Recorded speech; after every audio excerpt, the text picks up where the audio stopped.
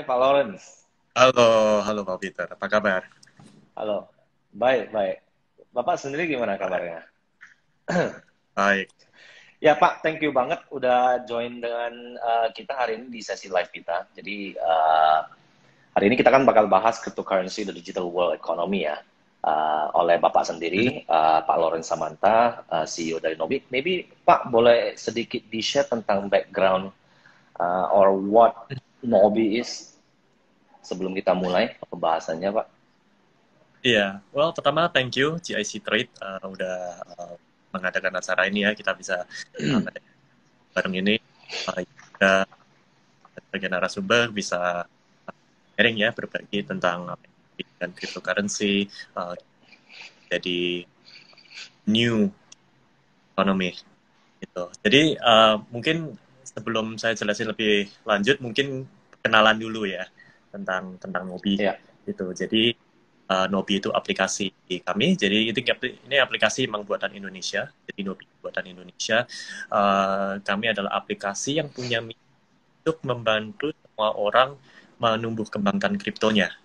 Gitu. Jadi Oke.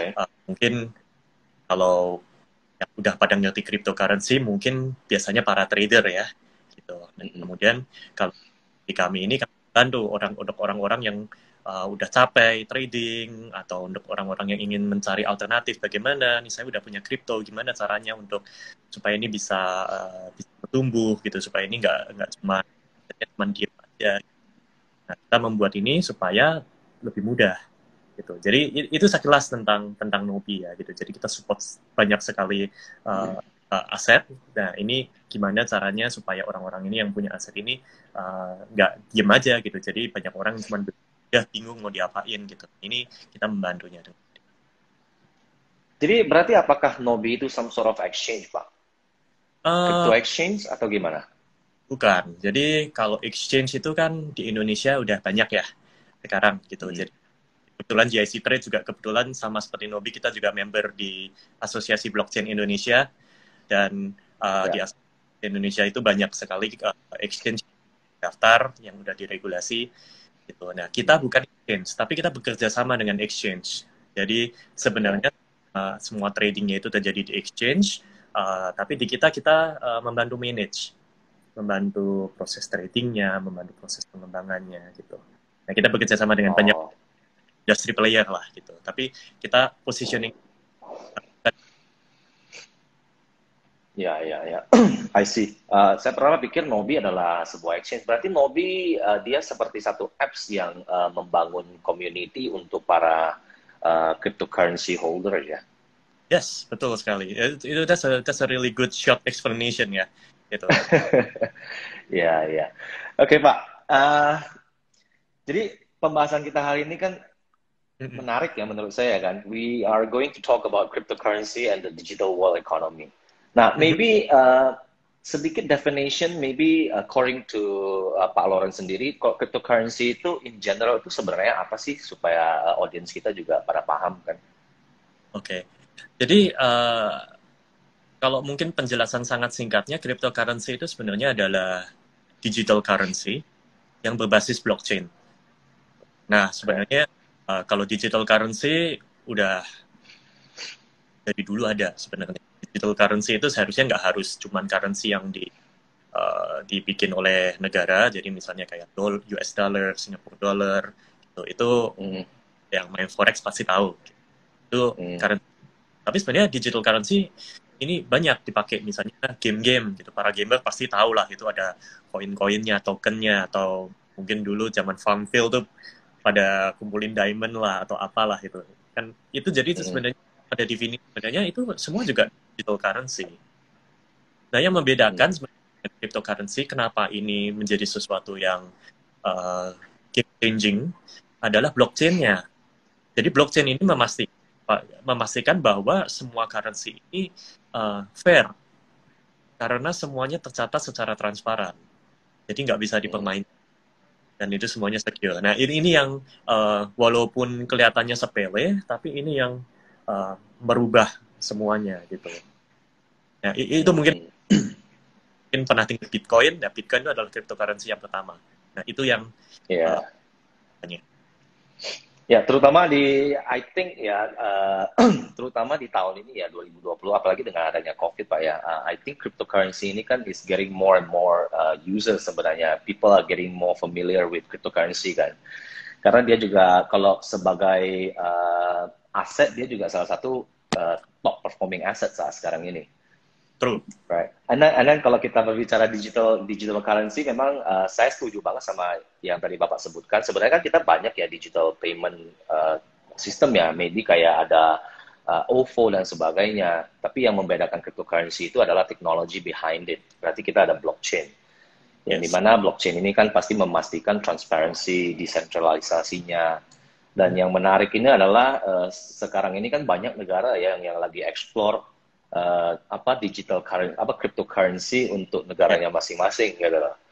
Nah, kalau kita berbicara cryptocurrency nih Pak, kira-kira kalau usage dari cryptocurrency ini sebenarnya untuk apa-apa saja? Oke, kita ngomongin tentang usage-nya ya, gitu. So, Hmm. usage paling dasarnya adalah untuk pembayaran ya, untuk transfer aset sebenarnya. Pembayaran dan transfer aset itu mungkin kalau secara terminologi mungkin beda ya, gitu. Tapi sebenarnya adalah pemindahan aset. Bagaimana pemindahan aset ini bisa terjadi secara terbuka dan instan, gitu. Itu mungkin yang banyak dilihat sebagai salah satu keunggulan utama kripto adalah bagaimana pemindahan aset ini bisa terjadi secara instan tanpa middleman dan semuanya cepat gitu. Misalnya kita ngirim Bitcoin itu bisa dalam beberapa detik juga bisa sampai di di tempat tujuannya gitu. Dan di sini ekonomi di dunia ekonomi di cryptocurrency ini jadi terbentuk dengan sangat cepat ya, salah satunya gara-gara itu gitu, karena pemindahan aset bisa terjadi secara sangat cepat gitu. Itu pertama, payment gitu. Nah, dari situ mulai tumbuh macam-macam gitu. Jadi kalau kalau ngomongin payment mungkin yang terkenal tuh adalah dulu 10 tahun yang lalu waktu Bitcoin masih awal-awal terbentuk, ada istilah namanya Bitcoin Pizza. Apa itu Bitcoin Pizza? Itu adalah price discovery Bitcoin yang pertama. Jadi dulu Bitcoin itu awalnya nggak ada yang pakai, karena nggak ada yang pakai nggak ada harganya, gitu. Jadi sampai kayak ini saya punya token nih, gitu, ada koin, gitu. Saya punya koin ada 21 juta koin, gitu. Tapi tapi nggak ada yang pakai, gitu. Nah di situ muncul apa muncul harganya adalah waktu ada orang yang pertama kali pakai, yaitu waktu itu Bitcoin itu dipakai untuk membeli pizza. 10.000 Bitcoin dapat 2 pizza. Gitu. Yeah. Itu tapi nyata. Nah, dari sini muncullah kegunaan cryptocurrency yang kedua, yaitu sebagai penyimpanan value gitu. Jadi value yang ada itu ternyata di Bitcoin itu sangat terjaga gitu. Mungkin kalau di compare, orang waktu itu comparisonnya sama emas. Walaupun di tahun ini sepertinya emas sama Bitcoin performanya lebih bagus Bitcoin juga gitu. Jadi ya mungkin nggak cuma tahun ini, tapi kalau kita tarik balik dari 2010 sampai sekarang, ternyata Bitcoin itu secara value terus positif. Nah, itu yang menjadi kegunaan keduanya. Jadi, nah, itu muncul ke lain-lainnya lagi gitu, karena ini sebenarnya semuanya berbasis digital, dan di mana digital ini semuanya akan bisa ada investasi, muncullah yang namanya ekonomi baru gitu. Jadi ini kegunaannya banget. Jadi mungkin ada kalau di sini di Indonesia kemarin kan sempat ramai tuh peer-to-peer lending. Nah, ternyata peer-to-peer lending dilakukan secara otomatis di blockchain.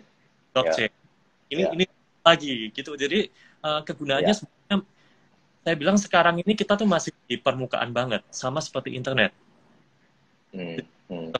Kan mungkin nggak ada yang sadar kalau ya mungkin tahun 90-an lah, waktu Indonesia yang pakai internet semua sedikit banget, nggak ada yang sadar kalau nanti bisa loh pesen ojek pakai internet. Belum kebayang. Nah, sama juga halnya dengan ini kita masih awal banget. Ya, gue setuju banget sih. Memang dulu kalau we talk about internet kan pada in the very beginning itu kan people nggak percaya kalau internet itu is here to stay gitu. Dan ternyata 20 tahun berjalan, everything is semua udah pakai internet. Ya, Nah, cuman kalau kita berbicara in a digital form of sebuah currency, Pak, ya. apa sebenarnya added value yang didapatkan kalau kita menggunakan cryptocurrency dibandingkan dengan mungkin digital payment yang lain, Pak, yang saat sekarang ini udah ada seperti contoh OVO, GoPay, dan sebagainya. What is the added value in cryptocurrency? Untuk payment ya, untuk Untuk payment system, ya. untuk kalau jadi gini, sebenarnya cryptocurrency ini kan digital ya, digital currency gitu. Jadi sebenarnya Mhm. kalau buat pengguna end usernya gitu, sebenarnya cryptocurrency sama digital currency is just a number on the application. Kita lihat mungkin buka application OVO gitu, atau Dana atau GoPay Mhm. gitu, ada angkanya, oke saya Mhm. punya. Dan sama halnya dengan crypto ini bisa yang kelihatan juga akan sama. Uh, yang beda adalah interoperability-nya. Ya. Interoperability itu meaning perpindahan dari antara wallet ke wallet. Sistem kripto ini sangat terbuka. Jadi misalnya nih, Mhm. besok ingin menerima Bitcoin, gitu. Mungkin I don't know gitu. Mungkin misalnya mau ada acara dan ingin menerima sumbangan dalam bentuk Bitcoin, gitu. There's nobody that can prevent you from accepting Bitcoin sebenarnya. Mhm. Dan Mhm. sangat terbuka, semua orang bisa menggunakan. Dan Mhm. sementara sistem yang ada sekarang ini ya mungkin OVO punya ketentuan sendiri, punya Mhm. jadi kalau ingin integrasi dengan mereka ya of course harus minta izin dulu, tanda tangan dulu, Mhm. ada negosiasi. Mhm. Sementara kalau di Bitcoin semuanya setara. Siapa yang mau pakai, semua bisa. Fee-nya gimana? Fee-nya semua sama, gitu. Dan semuanya transparan, Mhm. semuanya. Jadi itu hal-hal yang uh, di kripto itu uh, sangat mudah gitu untuk pembangunannya gitu. Itu satu. Dan yang kedua ini juga untuk kripto ini sendiri ya, yang seperti tadi saya bilang gitu, ini cepat gitu. Jadi mungkin kalau di Indonesia sama-sama Indonesia kita nggak terasa ya gitu, instan semuanya. Tapi begitu kita ngomong tentang perpindahan antar negara, itu kirim dolar ke Mhm. Mhm. Hong Kong atau kemana, ini mulai kelihatan bedanya karena sistem kita suka bilang itu namanya legacy system ya, legacy system, gitu. Legacy finance itu ya sistem yang udah ada sekarang gitu. Itu Mhm. terlalu banyak player, jadi Kurang efektif ya jadinya. gitu. Jadi mungkin dananya masuk ke player A, sampai di player A mungkin tahan dulu 1 jam, baru pindah ke player B. Player B, oh udah di luar jam kerja, stop, baru dikirim besoknya gitu. Jadi hal-hal yang kecil-kecil seperti itu, tapi mungkin kalau layernya ini ada 10, ya Hmm. nggak mungkin bisa instan kejadiannya. Jadi itu hal-hal seperti itu yang tiba-tiba dibikin dengan dunia Bitcoin, dengan cryptocurrency ini sebenarnya semuanya jadi wah make sense banget. Possible. It's Ya, really ya, ya, ya. Saya setuju sih Pak. Mungkin kalau disimpulkan itu perbedaannya adalah mungkin kalau kita menggunakan cryptocurrency itu lebih decentralized ya Pak ya. betul. Jadi semua orang bisa take part. Jadi bukan ada satu central body yang yang artinya memanage semua hal. Jadi Ya, itu open source untuk semuanya gitu loh. ya, Nah, ke kemudian tadi kita berbicara Pak Lawrence ada menyinggung sedikit tentang legacy system ya. Jadi traditional finance kita. ya. Maybe itu lebih masuk ke banking sector ya. Karena sekarang ini kan kalau kita mengikuti perkembangan dari cryptocurrency ini and perkembangan daripada blockchain sendiri yang kita lihat sudah banyak sekali development of use cases ya. Jadi kalau Ya, misalnya kita talk about banking system, berarti kita udah nampak sekarang lagi trennya DeFi, decentralized finance, yang dimana ya. sebenarnya itu kan diciptakan untuk mendisrupt traditional finance ya Pak. Oh ya, what do you think about DeFi, Pak? What do you think about DeFi? Karena yang tadi disinggung sedikit banyak itu akan mendisrupt semua traditional banking system ya, yang seperti Bapak katakan tuh legacy system gitu. Ya, oh pasti, pasti. Ini Hmm. lagi bikin kita lagi bikin sistem yang totally baru, yang intinya all the rules are gone, karena ini semua yang tadinya kenapa kita harus desainnya seperti ini ya, karena ada limitasi-limitasi. Nah sekarang limitasi ini semua hilang gitu. Nah ini kita sistem financial yang baru, bagaimana ini bisa jadi menjadi ya kayak game changing gitu. Kayak misalnya nih, kalau kita ambil analogi internet tadi, analogi internet kan kita pakai surat, misalnya surat menyurat ya, gitu. Surat menyurat ya, harus ada perangko, otomatis harus ada amplop, terus ditimbang, suratnya tebel, perangkonya harus lebih banyak, kirim-kirimannya gimana gitu. Itu semua yang harus dipikir. Tiba-tiba muncul internet dan ada yang namanya email. Dan email ini ya mendadak semua yang kita bicarakan tadi ya relevan, ya kan? Jadi udah nggak mikir obsolete lagi sekarang.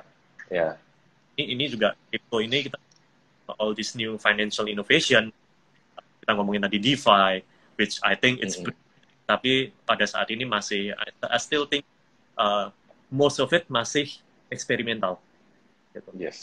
Masih most ini kita bisa membedakan mana yang baik, mana yang mungkin ya kalau udah eksperimental ya kualitasnya ngaruh banget ya gitu, antara yang mungkin dibikin secara profesional, something yang mungkin cuma project iseng oleh someone yang mungkin belum pernah develop aplikasi sebelumnya, pemahamannya juga masih setengah-setengah. Karena dengan aset ya itu kita juga tapi bakal merubah, semua akan berubah. Ini cuma tinggal tunggu. Cuma Pak, kalau kita berbicara tentang perkembangan internet dari tahun 90-an sampai sekarang ya Pak ya, itu kan artinya internet sudah melalui satu histori yang sangat panjang, sehingga adoption-nya saat sekarang ini memang sudah global adoption. Kalau kita berbicara cryptocurrency itu kan berarti kalau kita katakan we trace back to Bitcoin gitu. Bitcoin the very first creation itu kan 2009 ya. 2009. Nah, ini sampai dengan hari ini berarti kita sudah melalui fase sekitar 10 tahun. Ya, betul. Apakah menurut Bapak sendiri cryptocurrency and the technology behind it kayak blockchain ini sudah mulai masuk ke fase yang lebih matang, Pak? Yang dimana bisa lebih promote ke global adoption saat sekarang ini? Menurut saya sih kita udah masuk masa yang jadi kalau tadi lihat internet itu sebenarnya ditemukannya tuh bukan tahun 90-an ya. Internet itu sebenarnya tahun 70-an. Ya. Ditemukannya dan waktu itu kegunaannya masih sangat spesifik untuk militer. Tahun 70-an. Jadi nggak ada email dan orang sipil yang nggak ada hubungannya sama militer menggunakan internet pada saat itu ada. Ini benar-benar sangat spesifik dan hanya digunakan oleh kalangan tertentu saja. Gitu. Militer pun juga hanya militer Amerika. Itu bukan sepenuhnya. Gitu. Tapi di situ trickle down ya, jadi inovasinya itu ya nggak bisa konten lagi gitu, karena ternyata ini aplikasi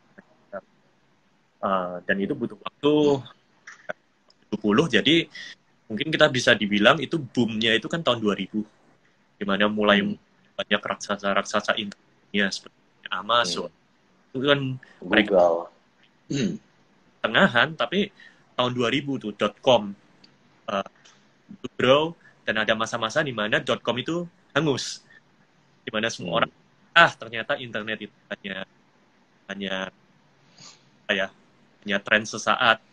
Siapa sih yang mau email? Siapa sih yang mau beli baju online? Tapi gimana cara? Itu semua ada masa-masanya di mana orang sanksi. Saya rasa cryptocurrency itu sekarang kita sedang berusaha keluar dari masa-masa itu. Di mana beberapa tahun lalu sempat muncul tren ya gitu, di mana tiba-tiba banyak orang yang membicarakan kripto, dan itu juga mungkin gara-gara harga Bitcoin-nya waktu itu sempat melejit gitu. Dan tapi dari karena banyaknya spekulasi hancur, sempat harganya hancur. Tapi teknologinya kan sama. Ini sama seperti internet. Internet ini juga mau company yang yang gagal implementasi ini semua mau hancur, mau tutup, mau bangkrut. Tapi tetap aja di teknologi itu masih sangat berguna gitu. Jadi pertanyaannya adalah dari sini siapa yang terus menggunakan teknologi ini menemukan use case-nya dan pada akhirnya ya menjadi pemenang di situ gitu. Sama seperti Amazon gitu. Coba Amazon tahun 2000 nyerah gitu ya. Kita mungkin ya dunia akan sangat berubah ya kalau nggak ada Amazon. Ya, saya setuju sih Pak. Memang I think every new technology itu tetap kita memang harus melewati proses-proses seperti itu. Jadi ada ups and downs, memang ada fase acceptance dan sebagainya ya. Nah, apakah menurut Bapak sekarang apalagi kalau kita masih dalam masa pandemi ini Pak, pandemi COVID kan? Betul. Nah, sebenarnya kan banyak yang memandang pandemi COVID ini adalah sesuatu yang accelerate the process of digitalization gitu loh in the world. Nah, kemudian kan kalau we speak about economy wise kan right now I think seluruh dunia lagi dalam resesi ya. Dalam resesi ya, mau keluar dari resesi ekonominya. So, do you think, apakah menurut Bapak sendiri, cryptocurrency atau mungkin teknologi blockchain-nya sendiri bisa menjadi jawaban, Pak, untuk membantu sistem moneter kita saat sekarang ini in the world? Ya, adalah yes, dan sudah ada beberapa negara yang menjadi pemimpin ya di sini ya. Pemimpin dalam hal ini mereka adalah yang paling agresif. Misalnya kita melihat di sini ada China. China ini mereka sekarang sedang ada project digital yuan.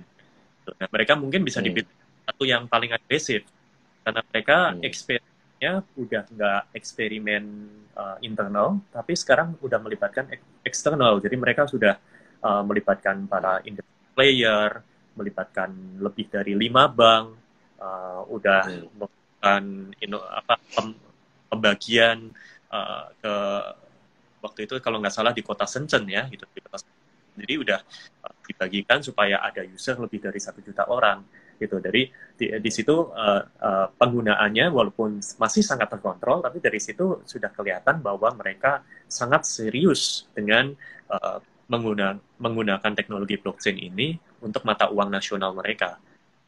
Kita lihat Singapura dengan mereka Project Ubin gitu, dan ini bukan kejadian 1 bulan 2 bulan terakhir, ini mereka udah dari beberapa tahun lalu. Mereka berusaha. Even the most recent one itu PayPal, Pak. Yang sekarang lagi banyak dibahas. PayPal sudah menerima cryptocurrency, ya. Betul, PayPal sendiri menerima. I think it's just matter of time aja, gitu. Gimana ini orang-orang semuanya bisa berpindah dan menggunakan kripto. Bentuknya seperti apa kita lihat. Ya, tapi memang secara fundamental kita lihat recently ini memang secara fundamental ini kalau misalnya news untuk cryptocurrency and stuff ini kan lagi benar-benar very positive ya. Kayak even now banyak yang sudah shift portfolionya. Kalau misalnya for all these hedge fund company kayak private equity kan banyak yang sebelumnya tidak percaya dengan cryptocurrency, now udah mulai shift portfolio dan investment mereka ke Bitcoin or cryptocurrency gitu loh. And then kan especially kalau Bitcoin kan sekarang digadang-gadang sebagai digital gold ya. So what do you think about like Bitcoin being digital gold gitu loh, menggantikan gold saat sekarang ini, Pak? I think it makes sense. It makes more sense daripada gold sebenarnya. Kalau buat saya itu, karena gold itu juga jadi sebenarnya Satoshi ini waktu mereka menemukan mereka atau dia ya waktu Satoshi menemukan Bitcoin ini sebenarnya dia mengambil banyak properti gold, misalnya jumlahnya yang limited ya, lalu jadi semakin lama orang bisa untuk mendapatkan semakin lama semakin susah gitu. Jadi hal-hal yang properti yang diambil dan itu applies ke Bitcoin.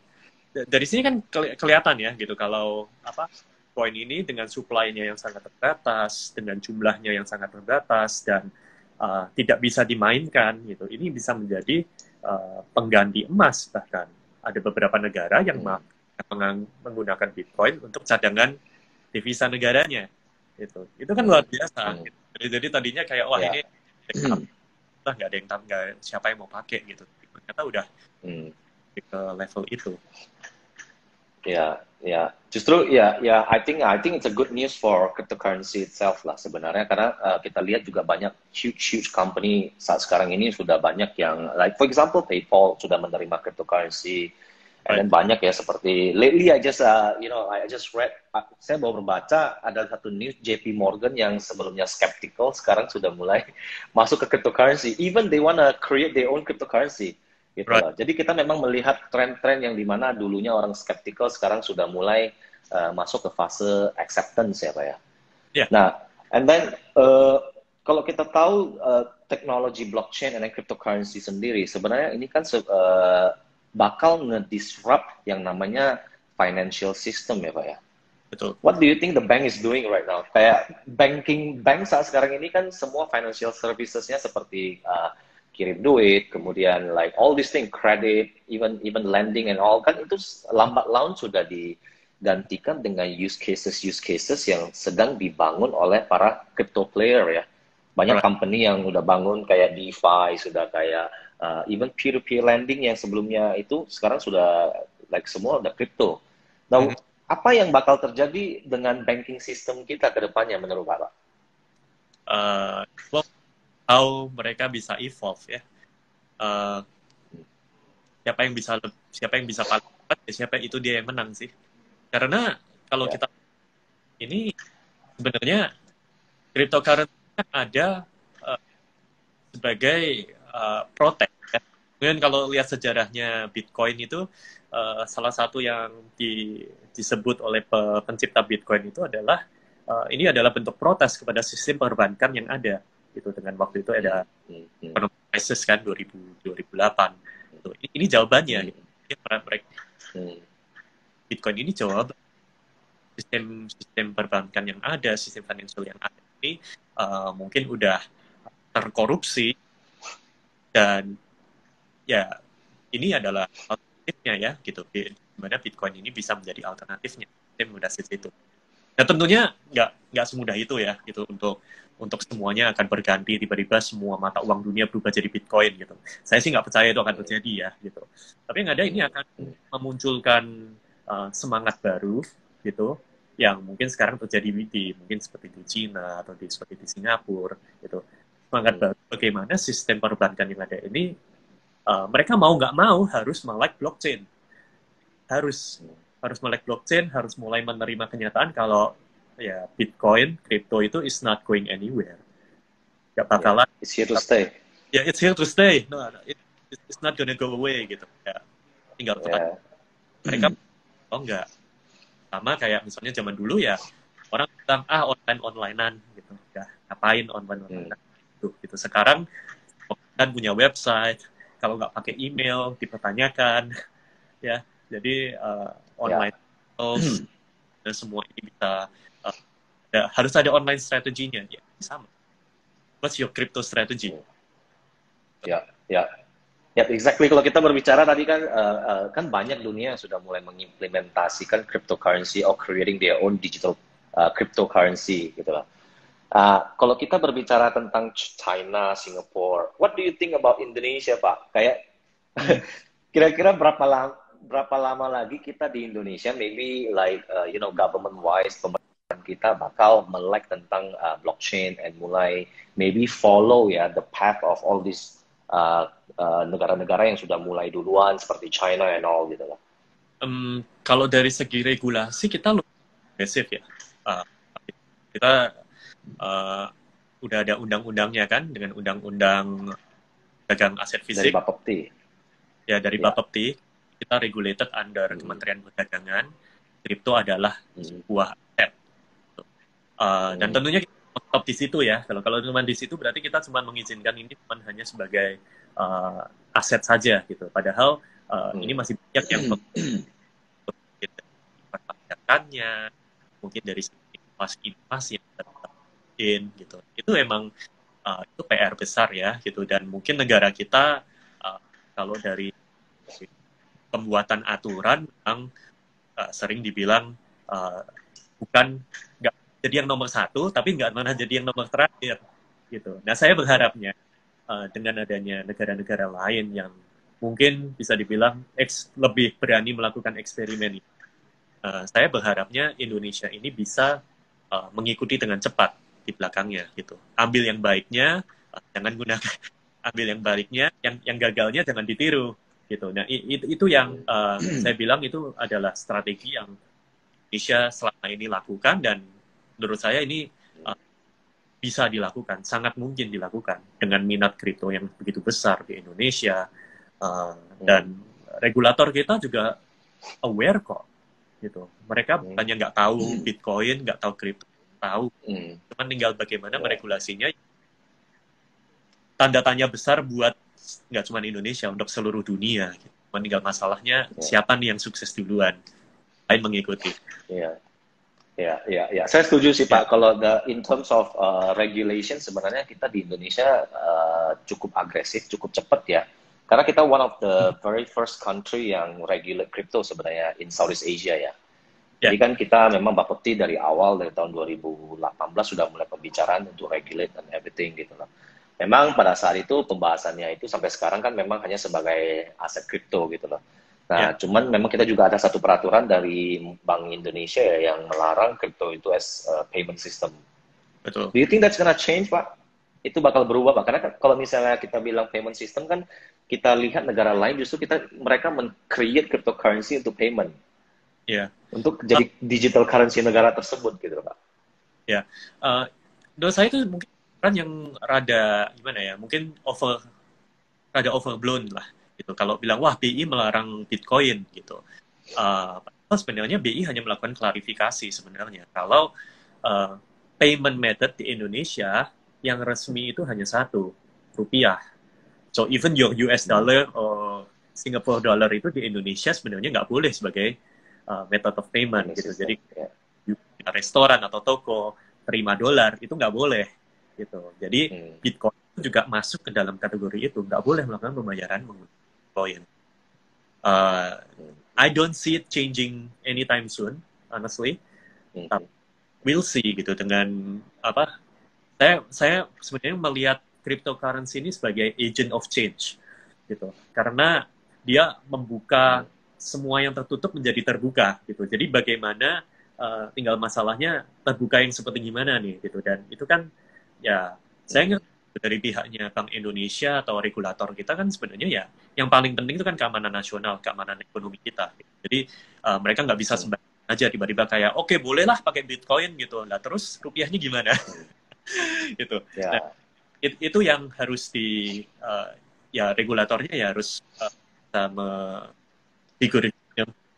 bisa menemukan solusinya gitu, bagaimana bisa lebih terbuka tapi juga ya kita nggak tahu lah bentuknya seperti apa. Mungkin kita nanti punya digital rupiah yang resmi dari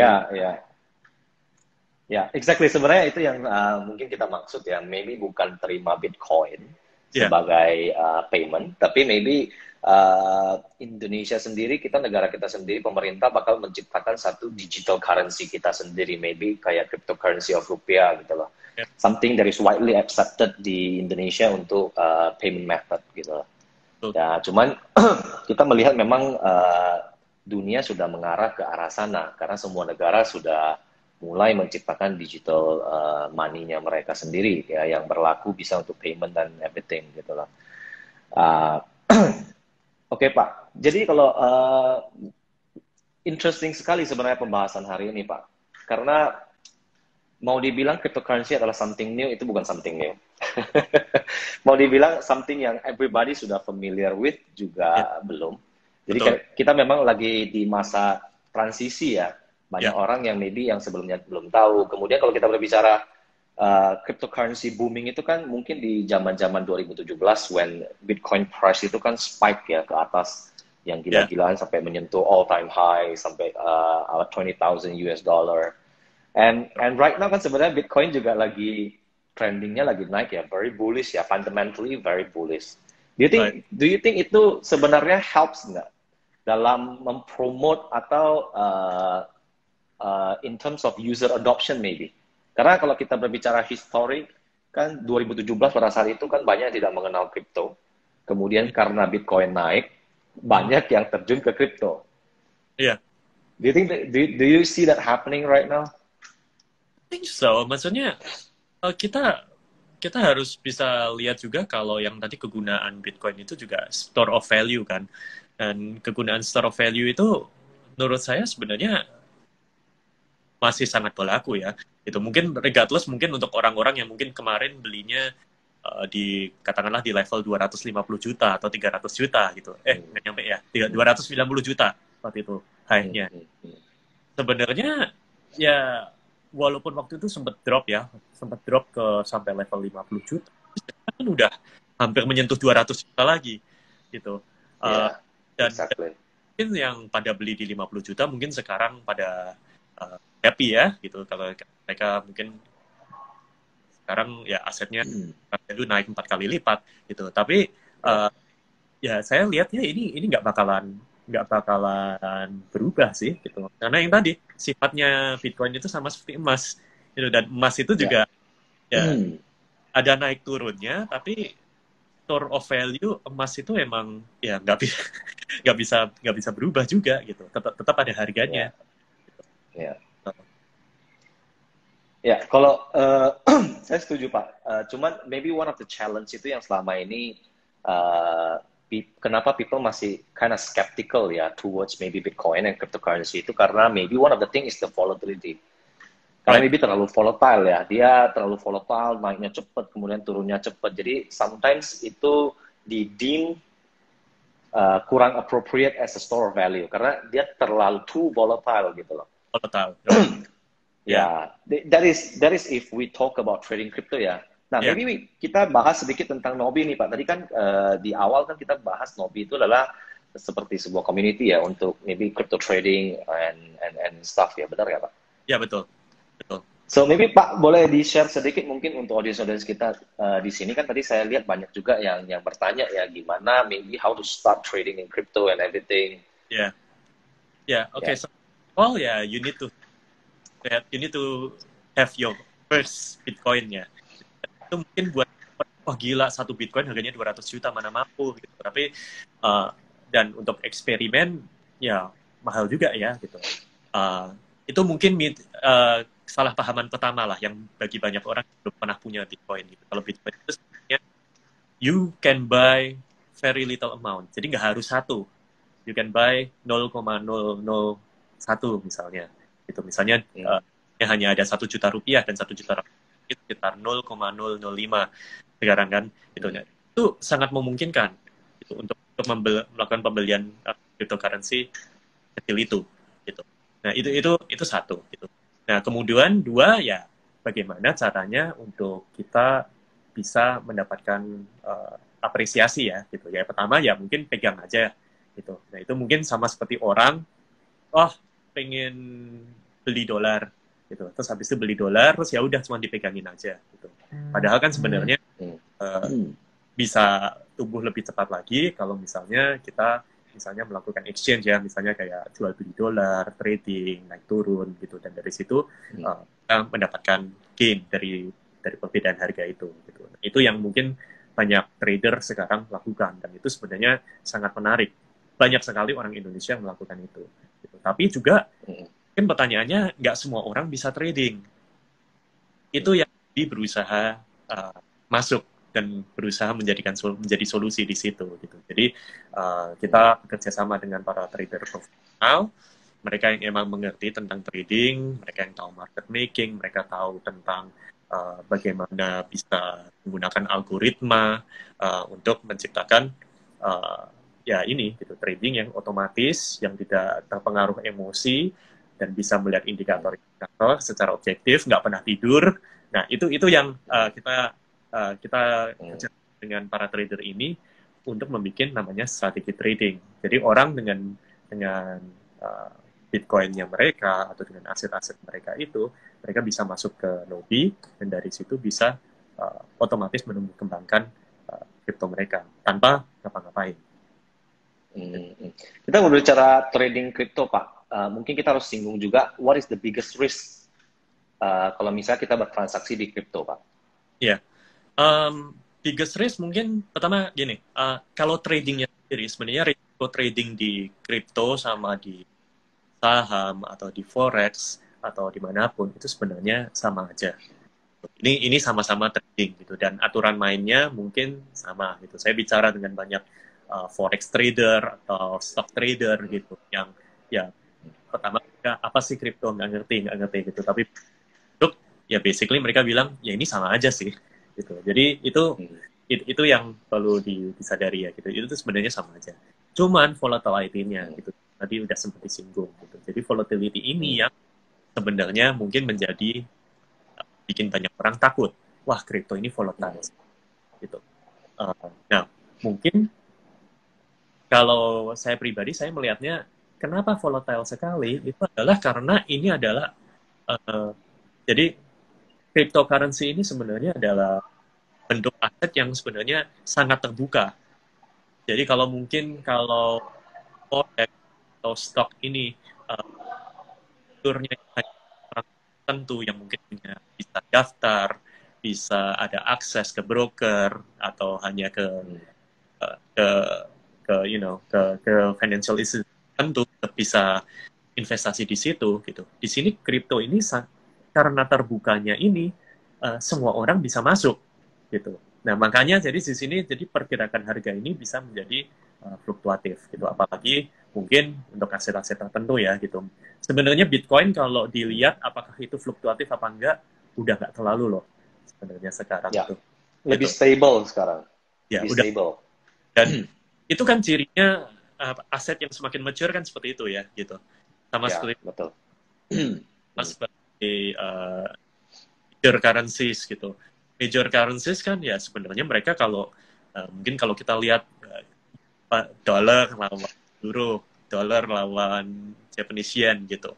Itu perbedaan beda banget sama kalau misalnya kita compare dolar lawan I don't know gitu, currency negara yang lebih kecil gitu. Jadi itu kan akan kelihatan beda sekali gitu. Dan ini sebenarnya sama gitu. Di sini juga seperti itu. Cuman ya itu, be careful. Karena crypto open dan sebenarnya you can do many things. Jadi ya kadang kalau kita nggak tahu risiko yang kita ambil sebenarnya terlalu besar.